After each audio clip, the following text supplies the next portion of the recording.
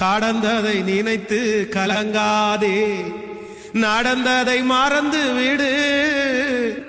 கர்த்தர் புதியன செய்திடுவார், இன்றே நீ காண்பாய்.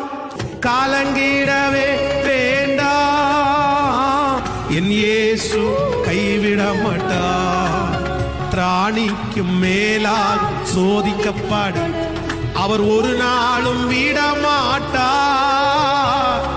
தாங்கிடும் பலன் தருவார், தப்பி செல்ல வழி செய்வார்.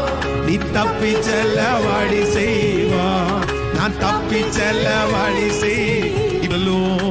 உங்கள் துக்கம் சந்தோஷமாய் மாறும், உங்கள் கவலைகள் கண்ணீர் எல்லாம் மறைந்துவிடும்.